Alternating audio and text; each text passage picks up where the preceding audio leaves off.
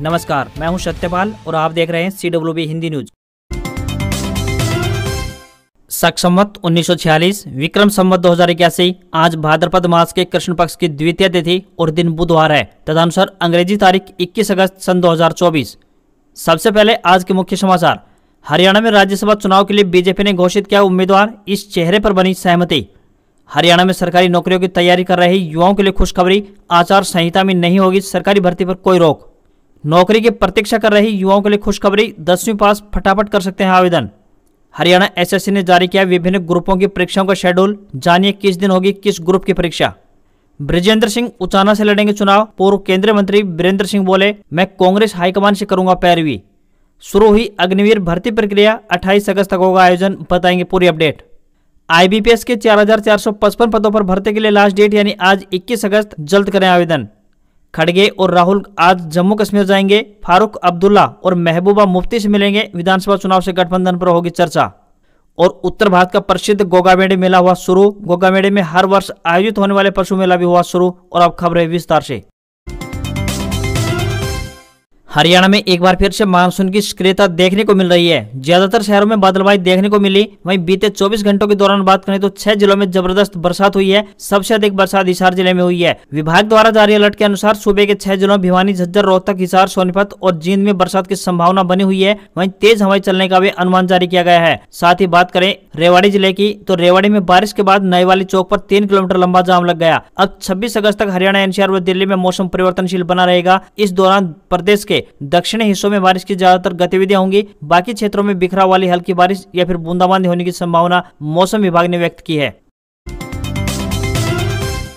नौकरी की प्रतीक्षा कर रहे युवाओं के लिए खुशखबरी है। आपको बता दें कि हरियाणा विद्युत नियामक आयोग में केयरटेकर के पदों पर भर्ती होने जा रही है। ये भर्तियां रेगुलर आधार पर की जा रही है। जो भी उम्मीदवार इन पदों पर इच्छुक हैं वह अपने आवेदन भेज सकते हैं। पुरुष या महिला जो भी इच्छुक उम्मीदवार हैं वह अपने आवेदन भारतीय डाक के माध्यम से भेजें या फिर ईमेल के जरिए भी भेज सकते हैं। आवेदन करने की आखिरी तारीख 28 अगस्त 2024 है। आवेदक 10वीं पास होने चाहिए। किसी भी वर्ग के उम्मीदवारों को कोई भी आवेदन शुल्क जमा नहीं करना होगा। न्यूनतम आयु 18 वर्ष और अधिकतम आयु 42 वर्ष है। इन पदों के लिए आपको ऑफलाइन आवेदन या फिर ईमेल के माध्यम से आवेदन भेजने होंगे।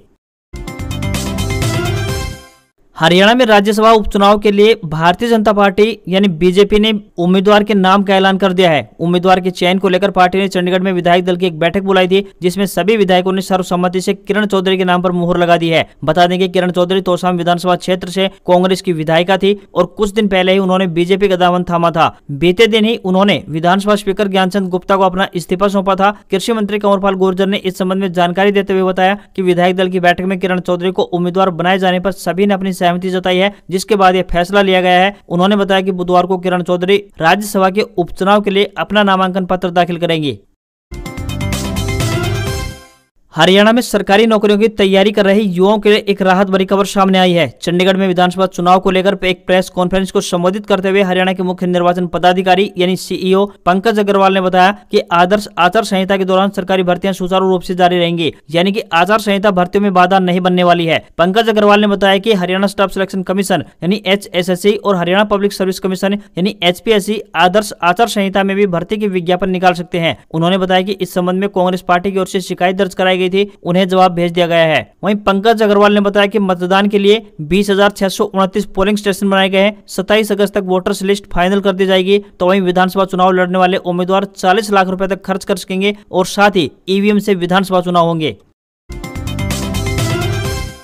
चंडीगढ़ के PGI और सेक्टर 32 मेडिकल कॉलेज में रेजिडेंट डॉक्टरों की हड़ताल लगातार चल रही है। इसके कारण OPD सेवा सबसे ज्यादा प्रभावित हो रही है। रेजिडेंट डॉक्टरों के न होने के कारण प्रोफेसर और फैकल्टी डॉक्टरों की तरफ से सीमित समय के लिए मरीजों को देखा जा रहा है। वहीं नए मरीजों के कार्ड नहीं बन पा रहे हैं। PGI के अंदर सामान्य स्थिति में 11 से 12 हजार लोग हर रोज OPD में आते हैं, लेकिन हड़ताल के दिनों में यह OPD घटकर करीब 2000 तक पहुंच गई है। PGI और सेक्टर 32 में डॉक्टरों की हड़ताल के कारण सेक्टर 16 मल्टी स्पेशलिटी हॉस्पिटल में मरीजों की संख्या बढ़ गई है, क्योंकि यहाँ पर नए और पुराने दोनों तरह के मरीजों को देखा जा रहा है। सेक्टर 32 और PGI में नए मरीजों का रजिस्ट्रेशन नहीं हो पा रहा है। वहीं सेक्टर 32 में सुबह 10 बजे तक और PGI में सुबह 9:30 बजे तक OPD की सेवाएं खोली गई हैं। दोनों जगह पर इमरजेंसी सेवा चालू है। इमरजेंसी में मरीज का इलाज किया जा रहा है। हड़ताल कर रहे डॉक्टरों का कहना है कि जब तक सरकार द्वारा उनकी मांगे नहीं मान ली जाती तब तक वे लगातार प्रदर्शन जारी रखेंगे। उनकी तरफ से कोलकाता घटना की जल्द से जल्द जांच, सेंट्रल प्रोटेक्शन एक्ट लागू करना और कोलकाता घटना में शामिल अधिकारियों का इस्तीफा शामिल है। हरियाणा कर्मचारी चयन आयोग यानी HSSC द्वारा विज्ञापन संख्या 5/2024, 7/2024, 8/2024, 9/2024 व विज्ञापन संख्या 10/2024 और 11/2024 में विज्ञापित पदों के लिए लिखित परीक्षा या फिर कौशल परीक्षण का टेंटेटिव शेड्यूल जारी कर दिया गया है। आयोग का कहना है कि अभ्यर्थियों की जानकारी के लिए यह बताया जाता है कि आयोग ने लिखित परीक्षा या कौशल परीक्षण हरियाणा SSC की ऑफिशियल वेबसाइट पर दिए गए कार्यक्रम के अनुसार आयोजित करने का एक फैसला लिया है। सभी अभ्यर्थियों को सलाह दी जाती है कि अपनी तैयारी उसी के अनुसार करते रहें। चयनित अभ्यर्थियों की सूची तय समय में प्रकाशित की जाएगी। कई उम्मीदवारों ने बताया कि हरियाणा कर्मचारी चयन आयोग, हरियाणा लोक सेवा आयोग व उत्तर प्रदेश पुलिस भर्ती और UGC नेट की परीक्षाएं आपस में भिड़ रही हैं। कुछ उम्मीदवार सभी में पात्र हैं। उन्होंने मांग की है कि उम्मीदवारों की सुविधा के अनुसार भर्ती आयोग इस प्रकार के रीशेड्यूल जारी करें कि कोई भी परीक्षा आपस में न भिड़ पाए और परीक्षार्थी सभी परीक्षाओं में शामिल हो पाए। हरियाणा में विधानसभा चुनाव की तारीखों का ऐलान होते ही कांग्रेस पार्टी में बयानबाजी का दौर शुरू हो गया है। आपको बता दें कि अपने आवास स्थान पर कार्यकर्ताओं की बैठक को संबोधित करते हुए रेवाड़ी में कैप्टन अजय यादव ने कहा था कि 9 सितंबर को चिरंजीव राव नामांकन पत्र दाखिल करेंगे। रेवाड़ी से कांग्रेस विधायक चिरंजीव राव ने कहा था कि अगर रेवाड़ी की जनता का आशीर्वाद उन्हें मिलता है तो वह सरकार बनने पर डिप्टी CM के दावेदार होंगे। रेवाड़ी से कांग्रेस विधायक चिरंजीव राव द्वारा उम्मीदवारों की लिस्ट जारी होने से पहले ही नामांकन पत्र दाखिल करने का ऐलान और डिप्टी CM के पद पर दावेदारी ठोकने पर हरियाणा कांग्रेस प्रभारी दीपक बाबरिया ने पलटवार किया है। दीपक बाबरिया ने कहा कि कई उम्मीदवार अपने आप में ओवर कॉन्फिडेंट होते हैं। कई प्रत्याशी सीनियर भी हैं लेकिन पार्टी के नियमों से वाकिफ नहीं है। टिकट वितरण को लेकर कांग्रेस पार्टी कई स्तर पर काम कर रही है। जिताऊ उम्मीदवारों को ही चुनावी रण में उतारने के लिए केवल सर्वे ही नहीं बल्कि इंटरव्यू के बाद उनकी हर जगह की जानकारी जुटाने के बाद प्रत्याशी घोषित किया जाएगा। प्रदेश प्रभारी बाबरिया ने बताया कि कांग्रेस के पक्ष में एक तरफा माहौल बना हुआ है। हरियाणा की जनता सत्ता परिवर्तन के लिए तैयार बैठी है। हम पूरी तैयारी से चुनावी रण में उतरेंगे और जिताऊ उम्मीदवारों को ही टिकट देकर सरकार बनाएंगे।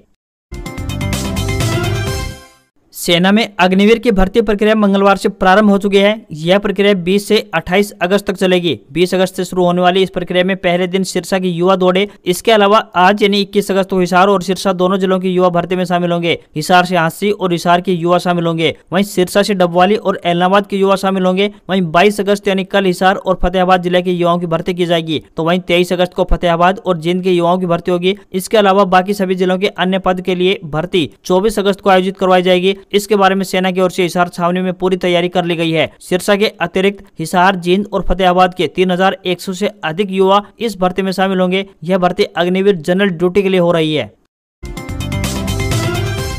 हरियाणा सरकार में बिजली मंत्री रणजीत सिंह चौटाला भाजपा में अनदेखी के चलते नाराज हैं। इसी नाराजगी के चलते उन्होंने बागी तेवर अपना लिए हैं। चौटाला ने साफ कर दिया है कि वे रानिया विधानसभा क्षेत्र से ही चुनाव लड़ेंगे। भाजपा अपना देख ले। बिजली मंत्री का कहना है कि वे भाजपा में रहकर चुनाव लड़ना चाहते हैं। पहले वे भाजपा का इंतजार करेंगे और अगर पार्टी से सकारात्मक संदेश नहीं आता है तो इसके बाद फैसला लेंगे। पूर्व डिप्टी PM और हरियाणा के मुख्यमंत्री रहे चौधरी देवलाल के बेटे रणजीत सिंह चौटाला को भाजपा ने विधानसभा चुनाव को लेकर बनाई गई अलग अलग पार्टियों में भी जगह नहीं दी है। वहीं पूर्व CM चौधरी भजनलाल और बंशीलाल के राजनीतिक वारिसों को पूरा मान सम्मान इन कमेटियों में मिला है। इसी के चलते रणजीत सिंह चौटाला की नाराजगी है।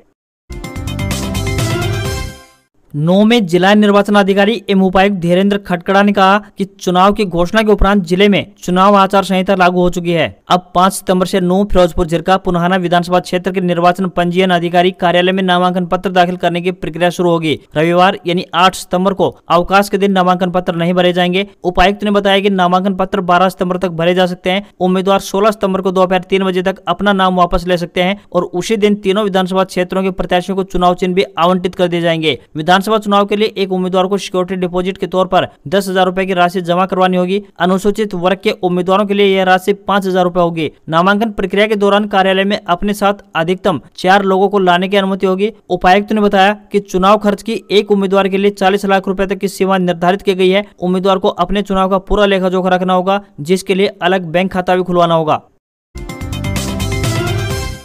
अगर आप केंद्रीय सरकारी कर्मचारी हैं तो आज की खबर आपके लिए अहम होने वाली है। केंद्र सरकार अगले महीने महंगाई भत्ता यानी DA बढ़ाने की घोषणा कर सकती है। सरकार द्वारा 3% महंगाई भत्ते में बढ़ोतरी के बाद यह 53% तक पहुंच जाएगा। अगले महीने सितंबर में यह बढ़ोतरी लागू की जा सकती है। इसके बाद जुलाई और अगस्त 2 महीने का एरियर भी सैलरी में जोड़कर दिया जाएगा। यह बढ़ोतरी 1 जुलाई 2024 से लागू मानी जाएगी। इसके बाद DA 53% तक पहुंच जाएगा। बता दें कि भले ही DA 50% से अधिक हो गया है, फिर भी इसे बेसिक पे के साथ मर्ज नहीं किया जाएगा। वहीं दूसरी तरफ ये लिमिट पार करने पर HRA समेत बाकी भत्तों में बढ़ोतरी हो सकती है।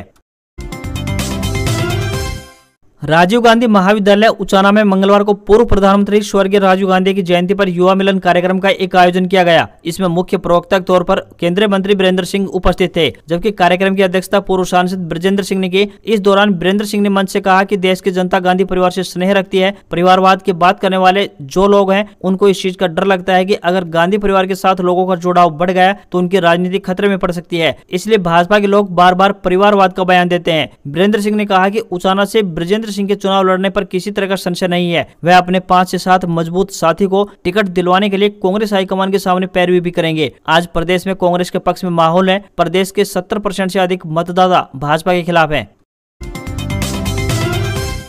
हरियाणा की सीमा से सटे राजस्थान की सांप्रदायिक एवं सद्भावना के प्रतीक उत्तर भारत के प्रसिद्ध गोगा मेड़े मेला पूर्णिमा को पशुपालन, गोपालन, डेयरी एवं देवस्थान विभाग के कैबिनेट मंत्री जोराराम कुमावत ने पूजा अर्चना के बाद राष्ट्रीय ध्वजारोहण का शुभारंभ कर दिया। इस मौके पर स्कूली छात्राओं द्वारा राष्ट्रीय गान और गोगामेडी पुलिस थाने के पुलिस कर्मियों ने सशस्त्र सलामी दी। इसके बाद मंत्री ने गोगाजी महाराज मंदिर में गोगाजी की समाधि पर चद्दर चढ़ाकर गोगामेडी मेले का सफल संचालन की प्रार्थना की। इस वर्ष 40 लाख से अधिक श्रद्धालुओं के आने की संभावना है। सुरक्षा व्यवस्था की दृष्टि से पूरे मेला क्षेत्र में भारी संख्या में सीसीटीवी कैमरे लगाए गए हैं। इस बार वाहन पार्किंग सहित पूरे मेले में सीसीटीवी कैमरों की चप्पे चप्पे पर नजर रहेगी। हिंदू मुस्लिम प्रत्येक वर्ग व धर्म के लोगों की आस्था के प्रतीक उत्तर भारत के प्रसिद्ध मेले गोगा मेले में हरियाणा, राजस्थान, दिल्ली, पंजाब, उत्तर प्रदेश, मध्य प्रदेश, महाराष्ट्र, गुजरात व हिमाचल प्रदेश से लाखों लोग लोक देवता गोगाजी की समाधि पर धोख लगाने व सजदा करने लगे हैं। गुरु शिष्य परंपरा के अनुसार गोगामेडी आने वाले श्रद्धालु पहले गोगाजी के मंदिर से 2 किलोमीटर दूर गोगाना में पवित्र तालाब में स्नान कर गुरु गोरखनाथ के धोने पर शीश नवाते हैं। बाद में गोगामेडी मंदिर में पूजा अर्चना करते हैं। साथ ही गोगामेडी में हर वर्ष आयोजित होने वाले पशु मेला भी शुरू हो गया है। पशुपालन विभाग के संयुक्त निदेशक ने बताया कि ऊंटों की बिक्री का कार्य प्रारंभ हो गया है।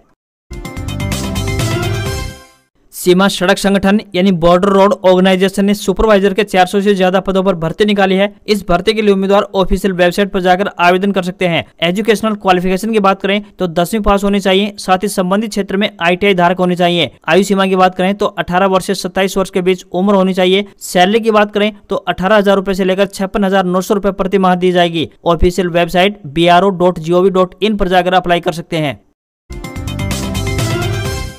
सराफा बाजार में सोने चांदी की कीमतों में बढ़त देखने को मिली है। 10 ग्राम 24 कैरेट सोने के भाव 261 रुपए बढ़कर 71,369 रुपए पर पहुंच गया है। वहीं चांदी की बात करें तो ये 1,003 रुपए बढ़कर 84,294 रुपए प्रति किलो पर पहुंच गई है। वहीं दिल्ली में 10 ग्राम 22 कैरेट सोने की कीमत 66,750 रुपए और 10 ग्राम के ही 24 कैरेट सोने की कीमत 72,800 रुपए पहुंच गई है। तो वहीं $1 का रेट 83 रुपए 77 पैसे चला गया है। आज खबरों में बस इतना ही। देखते रहिए आपका अपना हरियाणा का सबसे बेहतरीन news channel CWB Hindi news. नमस्कार। इसी आशा के साथ आपका दिन शुभ रहे।